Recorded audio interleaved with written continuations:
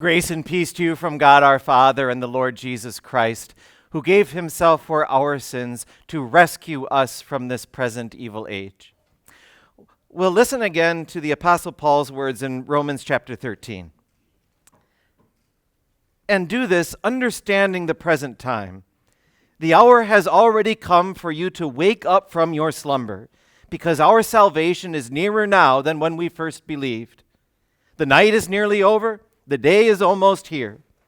So let us put aside the deeds of darkness and put on the armor of light. Let us behave decently as in the daytime, not in carousing and drunkenness, not in sexual immorality and debauchery, not in dissension and jealousy. Rather, clothe yourselves with the Lord Jesus Christ, and do not think about how to gratify the desires of the flesh. This is the word of our Lord. Dear brothers and sisters in Christ, there's a lot of imagery that's packed into this passage. Most of it revolves around time. You have day and night, light and darkness, waking, sleeping. They didn't have clocks in the first century as we know them, but I think that's still a helpful image for us to process this. Don't think of the digital type clock that you have on your phone and your Fitbit. Picture the good old-fashioned analog one. It has the big hand that's pointed to the minute, small hand that's pointed to the hour, because those clocks are a lot better for visualizing the passage of time. You see the hand move around the clock. One year in college, I got my jobs through a temp agency. Once they sent me to work at a cheese factory for a few weeks. I was operating a machine that would make the packets of powdered cheese that would eventually wind up in macaroni and in cheese boxes. So when everything was working right, the machine would take this coil of foil, and it would turn it, as it went along, into these individual pouches by folding it and then stamping the seams. And it would put in the predetermined amount of cheese. It would seal it up, cut them into individual packets, and then it would work its way down the conveyor belt to me. My job was to package them up for shipping. So when everything was working right, it would send, I'd say it had to be about 100 of those packets down the conveyor belt a minute. So that'd be about 6,000 an hour, 24,000 packets in a 4-hour shift. I quickly learned that with a job like that, you cannot stare at the clock. If you do, those hands do not move at all. If they go anywhere, they go backwards. So you can try just not to look at the clock and just say, okay, I'm not going to look at it for 5 minutes. Not look up for 15 minutes just to be sure, and then you look up again, it's been like 2.5. To keep from going crazy, you have to just learn to zone out. You just don't think about time at all. Better yet, make your mind go somewhere entirely different. You're not even there. And that way, when the next shift comes in to relieve you, you don't even realize that it's time to go. So you packaged enough mac and cheese to feed a small town for a week, and you did it without even thinking about it. Just automatic pilot, got yourself $7.50 an hour, and you weren't even there in spirit. That's how I coped with factory work. That's not a way to navigate the road that leads to heaven. You always have to know what time it is.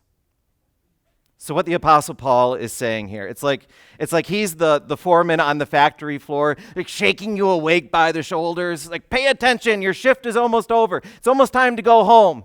Or maybe if you've ever worked in a factory, picture your mom turning on the light in the bedroom just before dawn. Wake up! Bus is going to be here in 30 minutes. Paul he's shaking us awake out of that autopilot. He's shaking us awake so that we're ready to meet Jesus. The hour has already come for you to wake up from your slumber, because our salvation is nearer now than when we first believed. The night is nearly over. The day is almost here. And his concern is not that anyone is going to physically sleep through Judgment Day. That is not going to happen. His concern is that we're going to fall into the stupor of spiritual autopilot. He talks about the danger of darkness. It's like we're living in a world that's cloaked in darkness, where it's always night.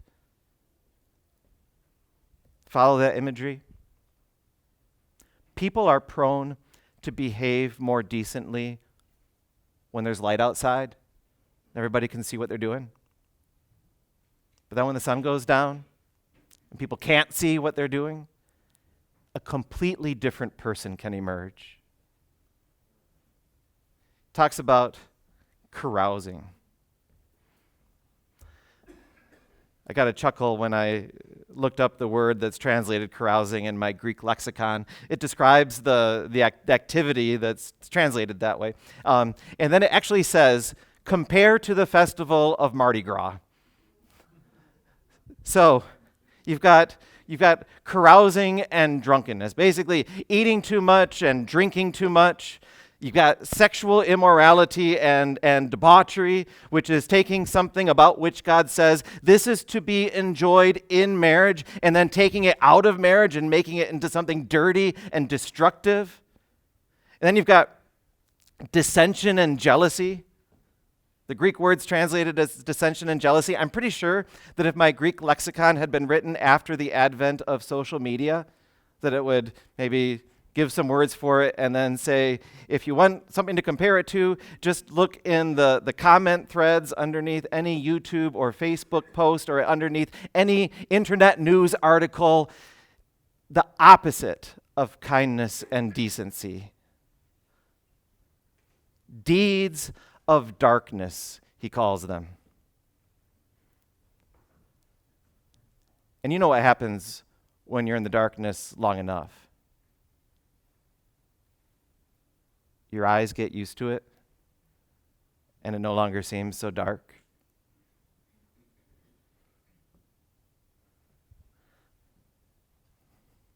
Do we tend toward a spiritual autopilot in this world of darkness? If we find ourselves joking about having too much to drink, thinking about those things that God says belong inside of marriage, and thinking of them as normal and healthy outside of marriage, if we don't think twice about typing something into a device that we would never dream of saying out loud if we knew that Jesus were in the room, then it's like Paul is taking us by the shoulders and shaking us awake. Pay attention. Have you completely lost track of what time it is? The hour has already come. The night is nearly over. The day is almost here.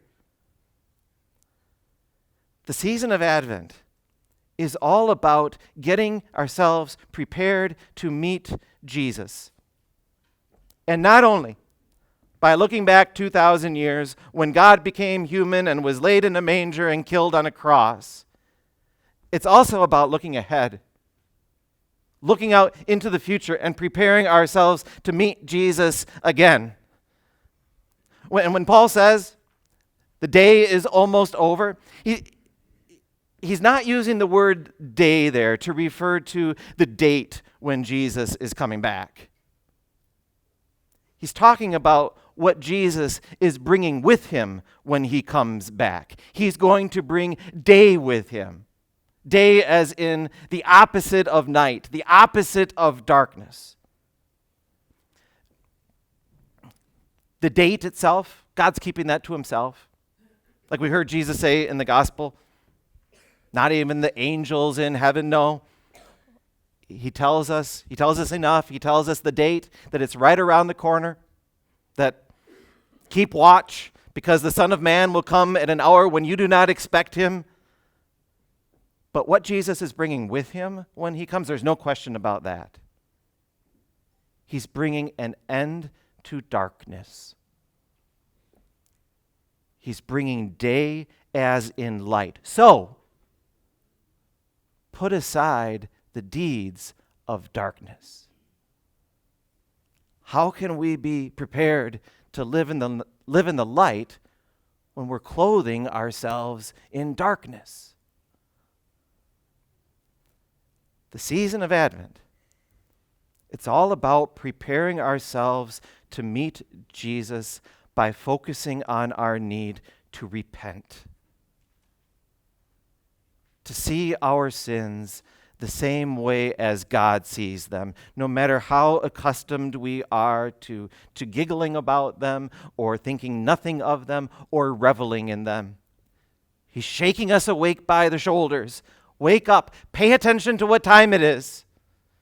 And maybe all this can come across as if Paul is just telling us to behave and shape up before God comes back. Kind of like the parents, they leave town for the weekend, and the kids, they throw a house party while they're gone. But hey, as long as they erase any evidence of it by Sunday afternoon, parents are never going to be the wiser.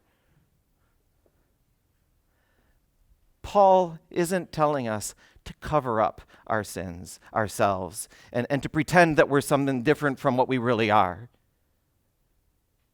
He's shaking us awake to remind us who we really are. When he says, "Clothe yourselves with the Lord Jesus Christ," he's reminding us who we are. Even if you don't know Romans 13 too well, maybe you notice that language from a different place in the Bible. He uses the same language. This is what he says there. You are all sons of God. You are all sons of God through faith in Christ Jesus. For all of you who were baptized into Christ have clothed yourselves with Christ.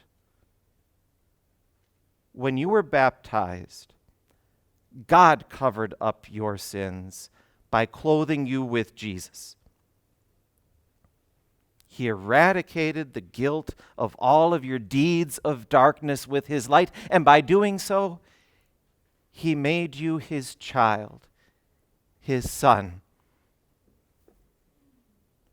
At your baptism, God made a declaration for himself and for all to see.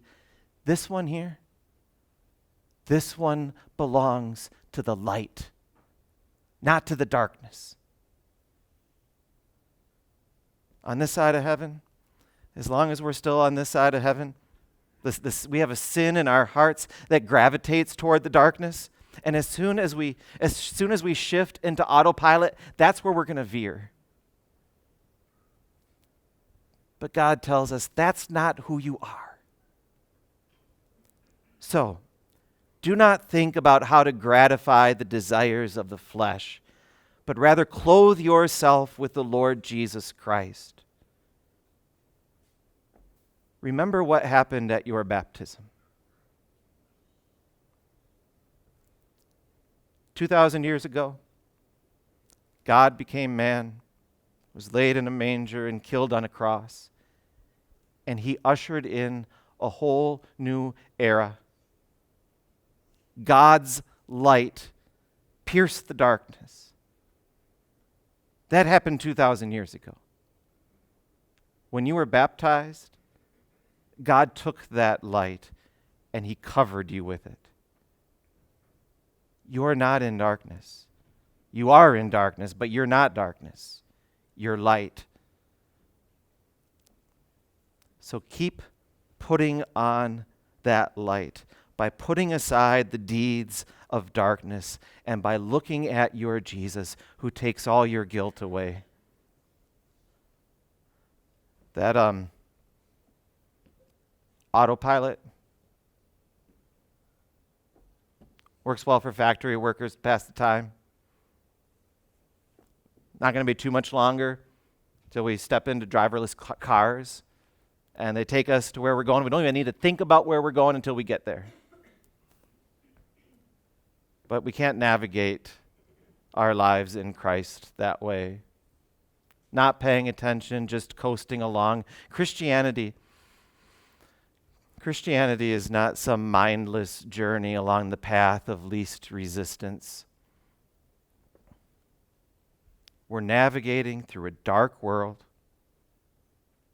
We need to know where we're going. We need to know what time it is. We need to know who we are, and we need to know who's with us.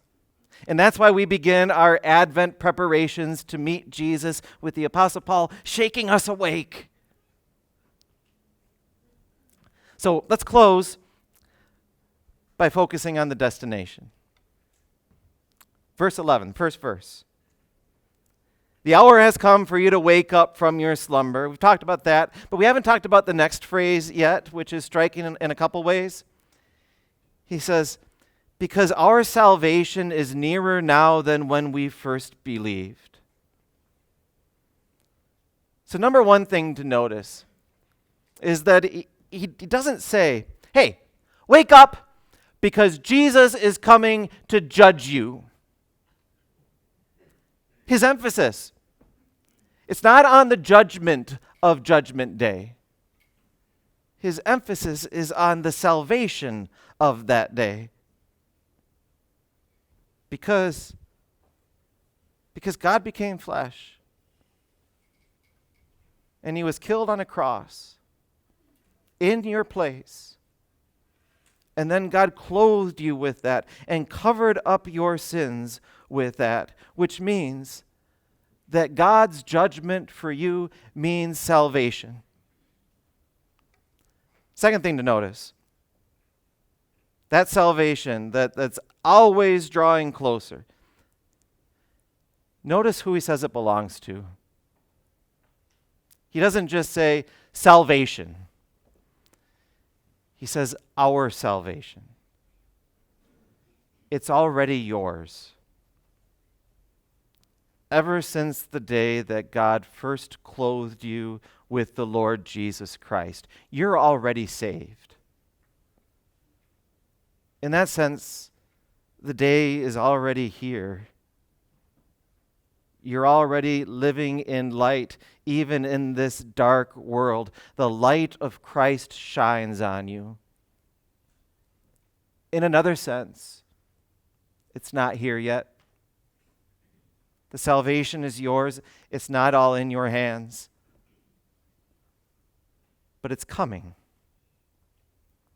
The day is coming when Jesus will scatter the darkness out of this world and out of our hearts forever. That eternal day. So Psalm 14, come, Lord Jesus, come, restore your people and bless them. Amen.